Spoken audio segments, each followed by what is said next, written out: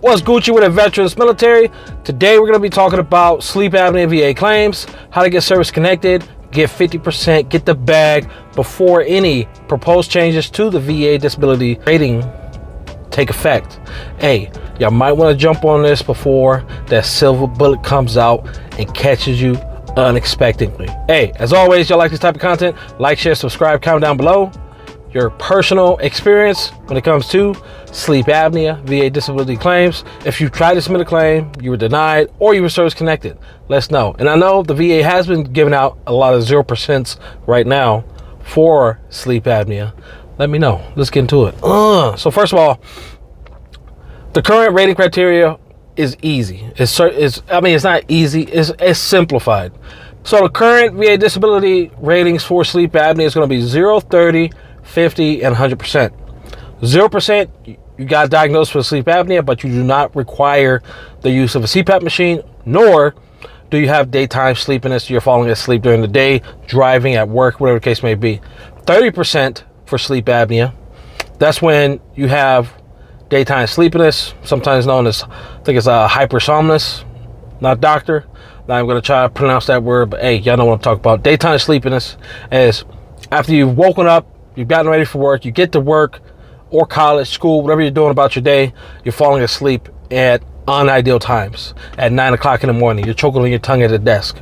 You're choking on your tongue driving to work, San Diego, Texas, New York, Miami, wherever the case may be, wherever you're at in the States. You might be in Europe, driving on the Autobahn, going 200, over there choking on your tongue. Regardless of that, hey, 50% is if you got a diagnosis, you got your sleep study, and you require the use of a CPAP machine. 100%, that's the most severe. It's pretty much, you got to be woken up immediately.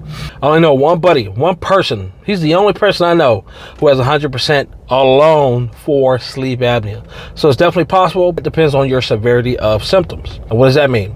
You went to the VA or you took a take-home sleep study. It came back. You got the results, and you do have sleep apnea, mild to severe, whatever the case may be. But the main thing you want to look for is the requirement of a CPAP machine, not recommended use. If you have recommended use, that means you have sleep apnea, but it's not so severe that you absolutely need that CPAP machine in order to, breathe healthy and not, get taken out by your own tongue when you're sleeping at night. Okay, cool. If you don't meet that criteria, maybe you meet the criteria for 30%, which is pretty much, and that's pretty much you're falling asleep during the day after, a sufficient night's sleep, whatever you want to call a sufficient night. After you go to sleep, you wake up, you go to work at 7, 8, 9 o'clock in the morning, you're falling asleep at the desk, choking on your tongue. Symptoms. Those are symptoms. Those are eyewitness symptoms that you get a test for, probably your boss. Decreased in hours at work. If your work proficiency has gone down, if you aren't trustable anymore, because every time someone walks by, you're able to choke on your tongue, hey, that's sleep apnea. Go get evaluated, go get tested, diagnosed, and get the proper treatment that you need in order to get yourself right, and then start working on that bag. It's all about the bag this year. 2024, year of the dragon, year of the bag, where the money at. I'm talking about. Not a lot of veterans are going to be able to get this service connected. Direct service connected. Because if you didn't go into medical a lot, which majority of veterans did not, and they're still not going into medical, as you're watching this video right now, you're probably thinking about, oh, I need to get into medical, get diagnosed, get benefits, get compensated. But why are you still waiting? It's 2024. How long have you been out? Ask yourself that question. If you've been out more than 2-3 years and you still haven't gone to the doctor, you need to get your ass back into the doctor, start building medical evidence, not even just for VA disability, but for your own personal health. Hey, come on, buckos. But there, yeah, going from there. If you can always go through your service treatment record and see if you have any complaints of sleep issues. It's a far cry. When I was going through my service treatment record, I had maybe less than 10. I think I had about 8 complaints of sleep disturbances, sleep issues. Me not getting sufficient enough sleep at night, or me not sleeping long at night because I'm awoken, for some reason, odd reason. And then I had signs and symptoms of sleep apnea, falling asleep at work. It could have been mixed with the insomnia, but mainly it was other symptoms, all that other stuff, And I wasn't a fat guy. You know, some people associate sleep apnea with being obese, fat. Yeah, you know, I got the fat neck, but you know, it ain't fat. It's fucking swole. You know what I'm talking about? But hey, you know, some of us think we just got the neck. We just got that. We got a little extra layer in there. Causes our tongue to fucking relax a little bit, and then we order like, you know, fucking choking on our tongue and shit. It's not our fault. You know, hey. But if you got the complaints in service, you can direct Service Connect sleep apnea and get a VA rating for it.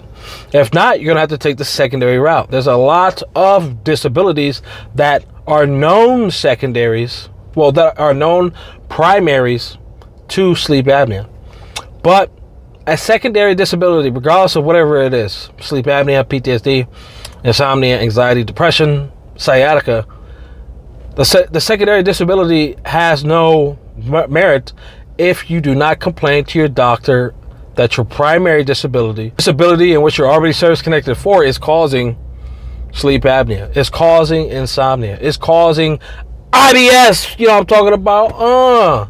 So, some known disabilities that I know. PTSD is a great, if you're service connected for it, and it applies, you know, this list applies to those veterans in which it applies to. I'm not saying go out, make a bunch of lies, BS, you know what I'm talking about. No, I'm talking about if it applies to you, go out, seek the treatment, build that link, that causation link between your direct service, your already service connected disability, and sleep apnea.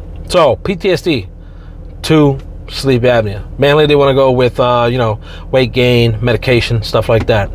Allergic rhinitis, chronic sinusitis, respiratory issues, bronchitis, asthma. Any respiratory issues contributes towards sleep apnea. And if not directly, indirectly, meaning you can't, depending on your severity of symptoms, such as GERD. I did a video a while back. A veteran was service connected for GERD at 50%. At 40%, they couldn't treat sleep apnea because they had mild to severe GERD. They would always, like, you know, have this fluid, this sensation of throwing up at night, and mixed with that, they can't utilize a CPAP machine.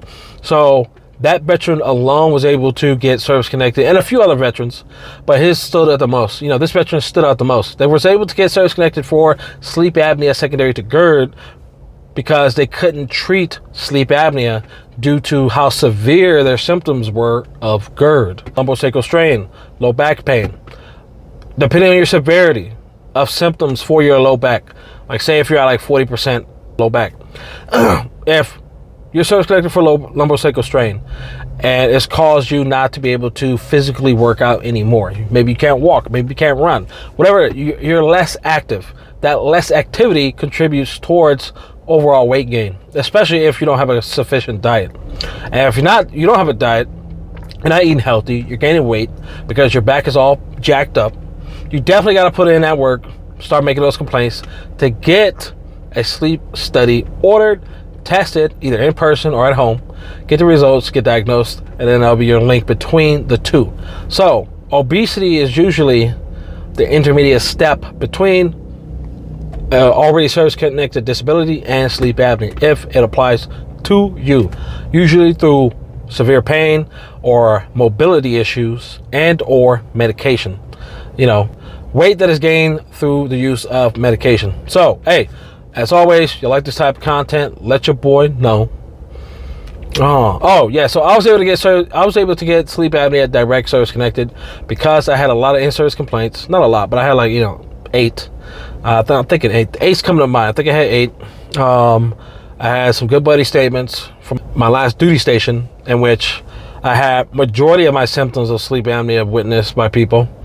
We got a sleep study, and I was recommended for a sleep study shortly after separating from the military. So shortly after, within 6 months post-military, I was diagnosed and treated for sleep apnea. So it's still within that 1 year that 1 year post-military presumptive period, in which if you're diagnosed and treated for disabilities that more than likely was caused by your military time, you get service connected for it as long as your medical evidence supports it. But hey, as always, you like this type of content, let your boy know. As always, this motherfucking Debo out.